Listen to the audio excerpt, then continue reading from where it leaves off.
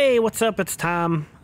Usually don't record on Mondays, but you know, when something special happens, I'll find some time to throw something together quick. And you know, former Twins great Martin Perez, you know, delivering the best start of his career. That's something that we should set time aside to acknowledge on this day. Wow, pathetic performance from the Minnesota Twins. Just wanted to come on and blow off some steam, and maybe be a sounding board for you to blow off some steam. What a terrible way to continue this terrible start. I mean, is that the most embarrassing loss like that I can recall? To get beat that badly by a team, the worst team of my lifetime. You know, it's a different White Sox team this year. You know, they're going to be horrible though. They're going to be god awful. But to get beat by that, to get beat by Martin Perez that bad, to get no hit over 6 innings by Martin Perez and just do nothing, and on the 4th game of the season have to have a position player pitch in a game. Pathetic, embarrassing game for the Minnesota Twins today. Really no other way to describe that one. Just the fact that they're 0-4 and they just got blown up by the White Sox, like, it doesn't require any further analysis, right? We don't need to go into detail. I'm not going to do the usual editing with all the fancy stats and all that stuff. You know, maybe this is a backyard bitch session is what we'll call this one. Jesus, what a horrible start, and I don't think Rocco gets it at all. I don't think he gets it at all. You know, in these post-game press conferences, it's kind of like, well, what do you expect him to say? But there is no sense of urgency, you know. And I said it yesterday, I really do think, you know, you can take the stance that last year was last year as long as you put it in the rearview mirror, and they have not yet. They've looked like the same team from last September. You know, the calendar says March 2025, but this sure feels like September 2024. And, you know, he did talk about how guys are thinking too much out there, putting too much pressure on themselves. You know, that's only going to get worse the longer this goes. I talked about washing that stink of losing off, that losing stench. And the longer you go, the harder it is to wash that off. And we're seeing it.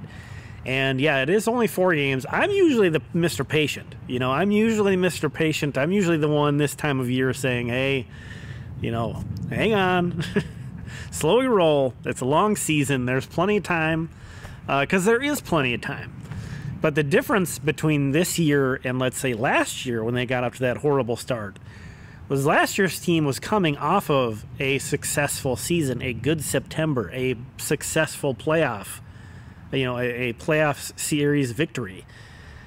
That is the kind of situation where if you get off to a slow start, you have something to look back to and be like, hey, this is who we are really.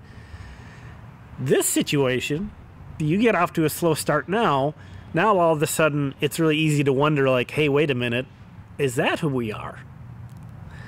Totally different situations in my opinion, and I do think there needs to be way more sense of urgency this year than there was last year.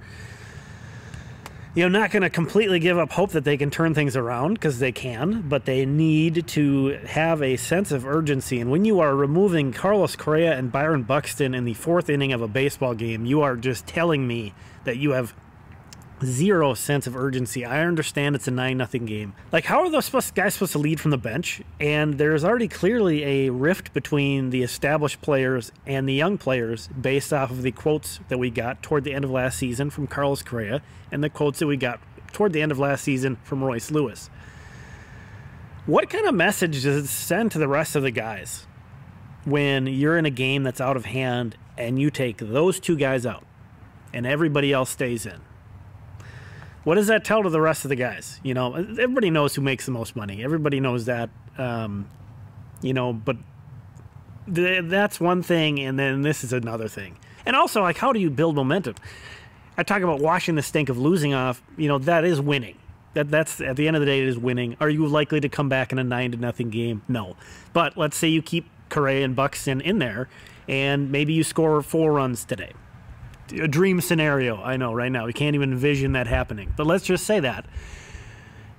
Does that erase the fact that you got blown out? No. But hey, maybe the offense, maybe the rest of the lineup, maybe the guys in the clubhouse, maybe everybody feels a little bit better that they got a crooked number on the board, and there's a tiny bit of momentum coming into tomorrow than there was given what happened now. It upsets me as a unapologetic Willie Castro Bobo.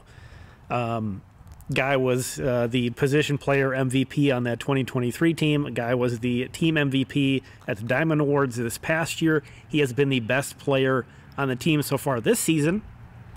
So that is 2 full seasons, and now starting off this season where Willie Castro is your best player. And not only are you taking those guys out and leaving Willie Castro in, you have him pitch. You have him pitch. You're having Willie Castro, an all-star last season, pitch. If there's anybody to protect, it's Willie Castro. This team is screwed without Willie Castro and his positional flexibility and everything that he brings to the table. This team would be screwed without Willie Castro. So if you're protecting anybody, it's my boy Willie. And no, it's the opposite. He's the guy that goes out and pitches. And credit to Willie Castro for still being that guy to be willing to do that. But it is idiotic that is the approach. How is that the guy that you're pitching? If you're turning to a position player pitching, how is that the guy? You're worried about injuries. What if Willie gets hit with like a 110-mile-per-hour comebacker while he's pitching? I don't like it. And obviously, given their careers and their recent injury histories, you want to handle Correa and Buxton a little bit differently. I get it. There's some logic to that, but I think you got to read the room, and I think you got to read the situation, and I think that was a poor approach today. And maybe this is some of the sourness of the 0-4 start and the sourness of how badly that got beaten being applied to that. But it doesn't feel right. It doesn't feel right. So I don't usually record on Mondays, so the minor leagues are off on Mondays. But we'll be back tomorrow with a full one, with a system recap. The Saints are in Columbus, so hopefully the weather's there is nice enough for them to play. And we'll be talking about a Twins game and a Saints game tomorrow. I know that sounds like a threat to have to hear about the Twins one more time, but we'll be back. Thanks for watching this one. Appreciate you. We'll talk again soon.